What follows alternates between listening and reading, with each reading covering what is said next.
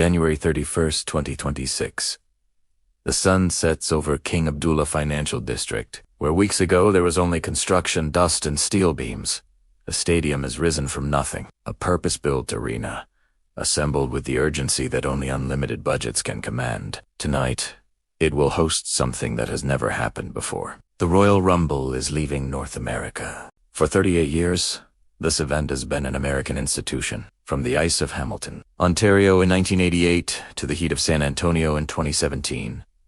From Madison Square Garden to the Royal Rumble has always been a journey across the United States, until now. Tonight, 30 men will enter the ring one by one. 30 women will do the same. The winners will earn a championship match at WrestleMania. The losers will be eliminated over the top rope, their dreams postponed for another year. The crowd will count down from 10 with every new entry. The surprises will come. The legends will return. The moments will be made. All of it in Riyadh. All of it in the Kingdom of Saudi Arabia. This is not just a wrestling show. This is a statement. A declaration that the boundaries of what is possible in this country have shifted so dramatically that an event built on American spectacle, American excess, American entertainment can now call the Saudi capital home.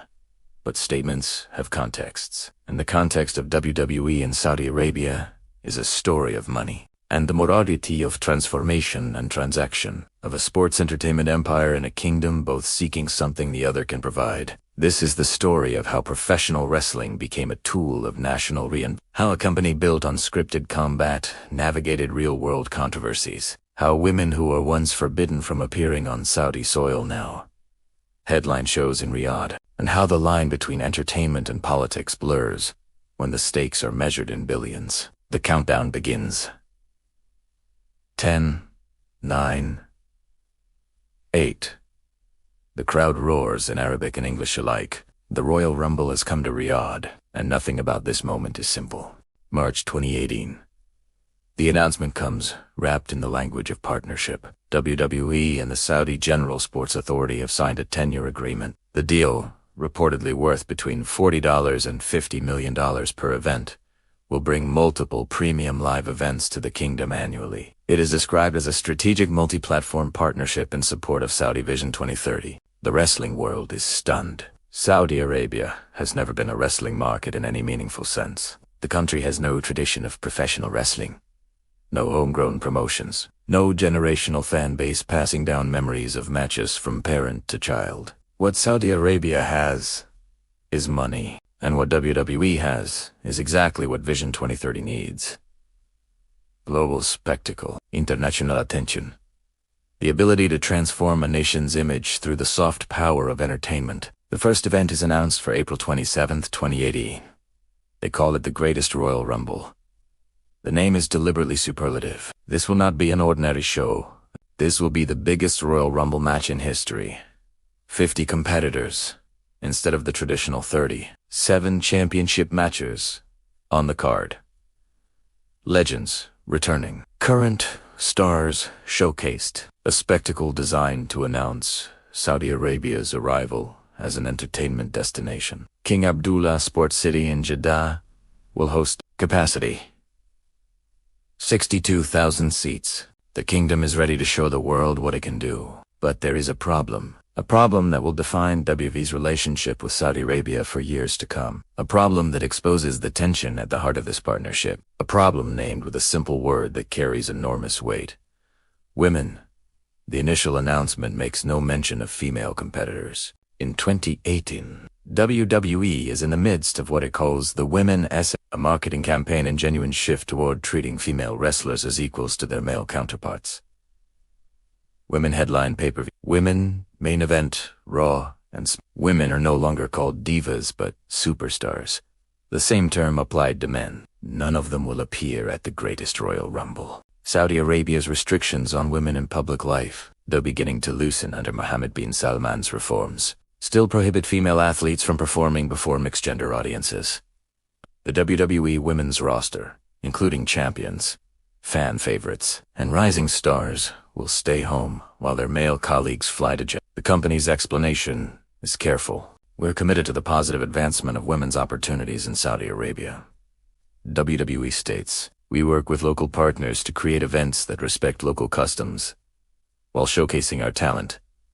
Translation: the money is too good to refuse, and we'll take what we can get. The greatest Royal Rumble proceeds. Braun Strowman wins the 50-man match, and WWE's Saudi adventure begins with a contradiction it will spend years trying to resolve. The absence was visible. During the greatest Royal Rumble broadcast, WWE aired a promotional video. For a few seconds, images of female wrestlers appeared. Charlotte Flair, Sasha Banks, Alexa Bliss, their faces and bodies in wrestling attire flashing across screens in the Jeddah stadium. The Saudi General Sports Authority issued an apology. Indecent material had been broadcast, they said. The images of women in athletic wear, the same images that air weekly on WWE programming worldwide, were deemed inappropriate for Saudi audiences. Back in the United States, the female wrestlers watched. Some on television, some on social media, some in silence. They were professionals in a company that had just signed a massive deal with a nation that considered images of them working inappropriate. What do you do with that? The answers varied.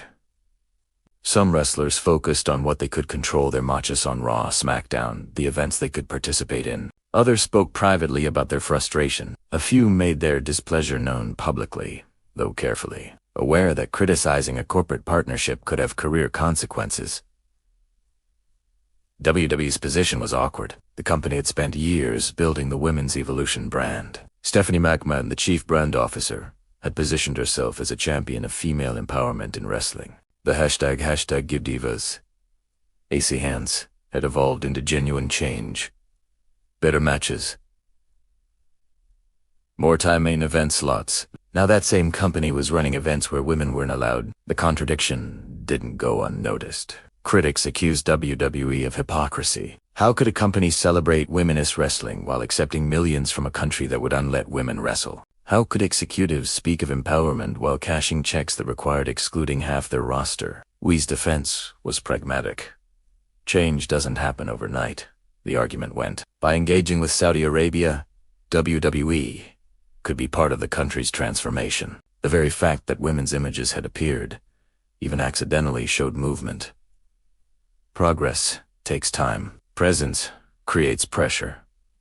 Walking away accomplishes nothing. The counter-argument was equally pragmatic. Money is money. Principles are principles.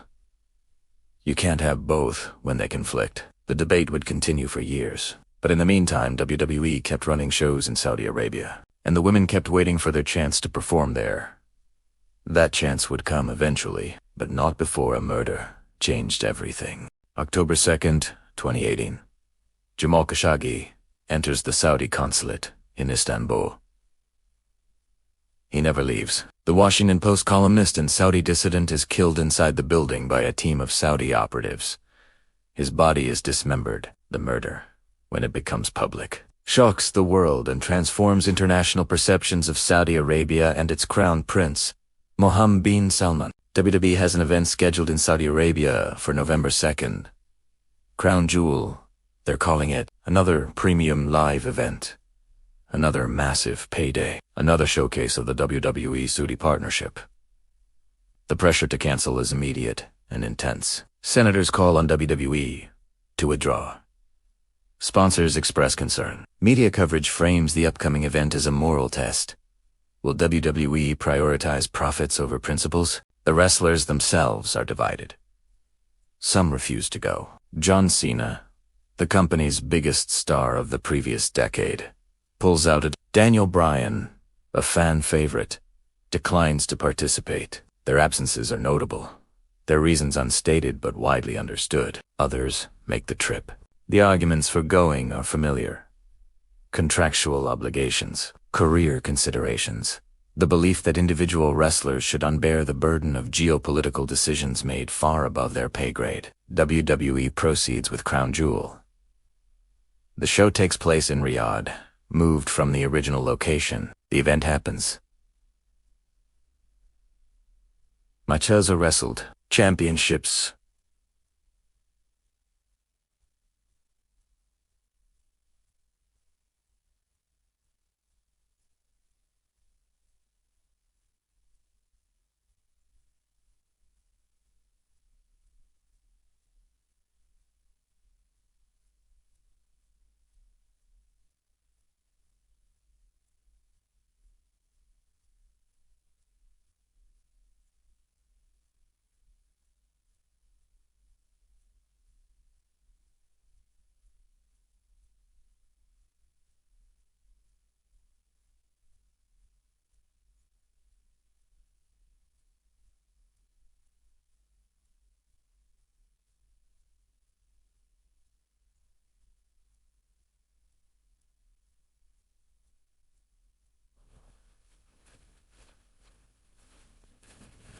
The spectacle continues despite, or perhaps because of the controversy. Vince McMahon, then WWE's CEO, speaks about the decision. "We're not going to be bullied," he says on an earnings call. WWE will honor its commitments. The Saudi relationship will continue. But Khashoggi's shadow doesn't disappear. Every subsequent Saudi event carries it. Every announcement renews the criticism. Every wrestler who declines to participate is asked about the murder. Every wrestler who goes is asked the same. WWE's response is to compartmentalize. The company treats its Saudi events as business arrangements separate from moral judgments about Saudi governance. "We provide entertainment. The logic goes, we're not responsible for the actions of governments. Our job is to put on shows." It's a defensible position in corporate terms. It's an uncomfortable one in human terms, and it doesn't make the questions go away. October 31st, 2019. Crown Jewel returns to Riyadh, and for the first time, women will compete on a WWE show in Saudi Arabia. Natalia Neidhart versus Lacey Evans. It's not a main event. It's not even a title match, but it is historic, the first women's wrestling match in Saudi Arabian history. The significance is enormous, regardless of the match's position on the card. The build-up is careful. WWE doesn't oversell the moment, aware that excessive celebration might seem tone-deaf, given how recently women were excluded entirely. But they don't undersell it either. This is progress, thesis change. This is what engagement can achieve. The match happens. Natalia wins. The crowd, still majority male, as it will be for years, reacts with a mix of cheers and curiosity. The women are wearing their standard ring gear, not modified for Saudi sensibilities. They perform their standard moves, execute their standard storytelling, deliver a standard WWE match, and nothing terrible happens. No protests, no backlash, no indecent material apologies. Just a wrestling match, like thousands of others, happening to take place in a country where such a thing was impossible. We celebrate cautiously. Tonight was a historic step, the company says. The door is open. More will follow. More does follow. Subsequent Saudi events feature more women's matches. The restrictions loosen progressively. By the 2020s, women's championships are defended in Saudi Arabia. Women appear in prominent positions on cards. The absolute exclusion of 2018 becomes a relative inclusion. Not full equality, but movement. The question of credit is contested. Did WWE's engagement help drive change? Did the company's presence create pressure for reform that might not have happened otherwise? Or would Saudi Arabia have moved in this direction regardless, and WWE simply positioned itself to benefit from changes it did nothing to cause? The answers depend on whom you ask. WWE takes credit when it's advantageous. Critics dismiss the claim as so. The truth, as usual, is probably somewhere in between. What's undeniable is that something changed. Women who were invisible in 2018 are visible by 2026. Women who couldn't appear are now competing for championships. Women who waited are now wrestling. Whether that change justifies everything else, the money, the controversies, the compromises, is a question each person answers for themselves. To understand why Saudi Arabia wants WWE, you must understand Vision 2030. The plan, unveiled by Crown Prince Mohammed bin Salman in 2016, aims to transform Saudi Arabia from an oil-dependent economy into a diversified modern state. Tourism, entertainment, technology, financed, all the sectors Saudi Arabia's conservative religious establishment had restricted for decades are suddenly priorities. Entertainment is central to this vision. A country that banned cinemas for 35 years reopened them in 2018. A country that prohibited concerts now hosts international music festivals. A country where public entertainment was virtually non-existent now builds theme parks, stadiums, and cultural venues at breakneck speed. WWE fits perfectly into this strategy. Professional wrestling offers something Saudi Arabia desperately needs. Global attention. Every WWE event in the kingdom is broadcast worldwide. Every premium live event brings international media coverage. Every WrestleMania caliber spectacle positions Saudi Arabia as a destination for entertainment that rivals anywhere in the world. This is soft power through scripted combat. The kingdom is not just buying wrestling shows. It's buying association with an American brand recognized globally. It's buying images of massive crowds cheering in Saudi stadiums. It's buying the normalization of Saudi Arabia as a place where international entertainment happens. The term for this is sportswashing. Critics use it to describe how authoritarian regimes use sports and entertainment to improve their international image without addressing underlying human rights concerns. Saudi Arabia's investments in golf, live golf, football, Newcastle United, Saudi Pro League signings, Formula 1, and wrestling all fit this pattern. WWE's response to the sportswashing accusation is complicated. The company doesn't deny the transactional nature of the relationship. Money changes hands.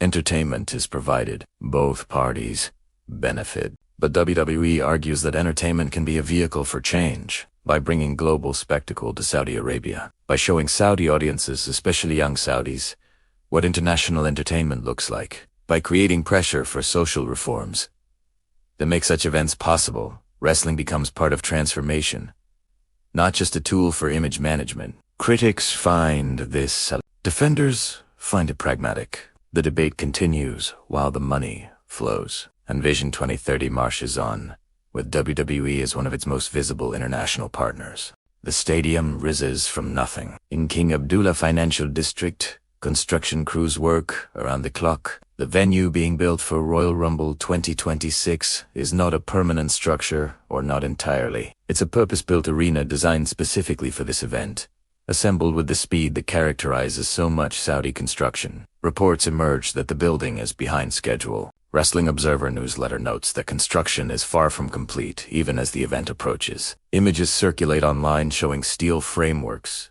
and unfinished sections. The January 31st date looms. WWE officials express confidence. They've done this before. Not in Saudi Arabia specifically, but the company has extensive experience with venue preparation, with last-minute construction, with making impossible deadlines work through sheer force of will and money. Saudi partners share that confidence. The kingdom has built stadiums, theme parks, and entertainment complexes at speeds that astonish international observers. What seems impossible by normal construction timelines becomes possible when resources are unlimited and bureaucratic obstacles do not exist. The venue will be ready. It has to be ready. Royal Rumble is not an event that can be postponed easily. The entire WWE calendar builds toward it. Television schedules, storyline planning, championship trajectories. Everything assumes Royal Rumble happens when Royal Rumble is supposed to happen. The significance of this particular Rumble extends beyond the construction challenges. This is the first traditional Royal Rumble outside North America. The 2018 Greatest Royal Rumble was a special event, a one-off. This is the real thing. The 39th Annual Royal Rumble, part of the official WWE calendar, counting toward championship opportunities at Wrestle. The message is clear. Saudi Arabia is not just a special occasion destination anymore. It's a regular part of WWE's world. And if Royal Rumble can happen in Riyadh, anything can, including the biggest event of them all. WrestleMania. The words carry weight that non-wrestling fans might not understand. This is not just WWE's biggest annual event. It is the biggest event in professional wrestling, period. The Super Bowl of sports entertainment. The showcase of the immortals. The stage where careers are made and legends are cemented. For 42 years, WrestleMania has been American. Los Angeles, New York, New Orleans, Dallas, Atlanta. The event has traveled across the United States, occasionally venturing to Canada, but never leaving North America, never crossing the ocean, never happening anywhere that wasn't the Western Hemisphere until 2027. WrestleMania 43 will take place in Riyadh. The announcement, confirmed as part of WWE's expanded Saudi partnership, represents the culmination of everything the kingdom has worked toward. Not just a premium live event, not just a Royal Rumble, the biggest show in wrestling history, happening in Saudi Arabia. The symbolism is impossible to miss. A country that could unhost women's wrestling in 2018 will host WrestleMania in 2027. A country that apologized for showing images of female athletes will welcome the full WWE roster, men and women alike. For the company's flagship event, this is transformation measured in spectacle. This is Vision 2030, achieving one of its entertainment goals. This is also, critics would note, the ultimate example of what money can buy. The reported value of WWE's Saudi deal has never been officially confirmed. Estimates range from $40 million to $50 million per event, with multiple events annually over a 10-year period, extended through 2027 and presumably beyond. The total value likely exceeds $1 billion. For that money, Saudi Arabia gets It gets the international attention that comes with hosting the biggest wrestling event in the world. It gets the images of packed stadiums and global celebrities. It gets the normalization of Saudi Arabia as an entertainment destination on par with Las Vegas or New York. What we get is equally clear. Money. Guaranteed money, in amounts that dwarf what domestic events generate. The Saudi partnership has been described as one of WWE's most lucrative arrangements, a financial foundation that provides stability regardless of television ratings or ticket sales elsewhere. Both parties are getting what they want. Whether the rest of the world should celebrate or criticize this arrangement depends on how you weigh entertainment against everything else. The countdown reaches 0. Horn sounds. Pyrotechnics explode. The first competitor in the 2026 Royal Rumble makes their entrance. The crowd in Riyadh roars. They are Saudi citizens who grew up watching wrestling on television, finally seeing it live. They are expatriates from countries with wrestling traditions, thrilled to experience a premium event without traveling abroad. They are tourists who came specifically for this show, combining wrestling fandom with Saudi tourism. They are, in other words, people. Not political symbols. Not arguments in a debate not evidence for or against Saudi Arabia's transformation. Just people who paid for tickets to see a show they love. This is the complication that pure criticism misses. Real audiences attend these events. Real fans experience genuine joy. Real moments are created. Moments that will be remembered, shared, passed down. The wrestlers perform for crowds that respond with authentic enthusiasm. Is that enthusiasm manufactured by a government seeking legitimacy? Or is it organic, emerging from a population genuinely hungry for entertainment they were denied for decades? Bed-ups, both. The Women's Royal Rumble happens to 30 female competitors enter the ring in Riyadh. One by one, fighting for a championship opportunity at Wrestle. They wear what they always wear. They perform what they always perform. They are treated as athletes, as stars, as main event talents. In 2018, their images were indecent material. In 2026, they headline a show in the same country. What do we do with that change? Do we credit WWE for being part of it? Do we credit Saudi Arabia for allowing it? Do we dismiss it as window dressing on a regime that still imprisons dissidents, still restricts freedoms, still operates in ways that international human rights organizations condemn? The answers are not simple. The Royal Rumble ends. Someone wins and confetti falls. The crowd cheers. And in 2027, WrestleMania will come to Riyadh. The biggest show, the ultimate spectacle. The event that once seemed impossible to imagine in Saudi Arabia becoming reality. Professional wrestling has always been about stories. Good versus evil. Hero versus villain. Triumph and tragedy. Scripted but felt. The story of WWE and Saudi Arabia is also a story, but it's a story without a clear hero or villain. A story where triumph and tragedy coexist uncomfortably. A story that each viewer must interpret for themselves. Is this progress? Is this profit? Is this transformation or transaction? The answer might be yes, all of it. Simultaneously. The women who weren't allowed to appear now compete for championships. Tatese. Real. The money that flows from Saudi Arabia to WWE shareholders enriches a corporation. That's also real. The activists imprisoned in Saudi Arabia remain imprisoned while wrestling shows happen. That's real too. The young Saudi fan who attends their first live event experiences joy they'll remember forever. Real. The critic who sees the whole enterprise as sports washing has valid concerns. Also real.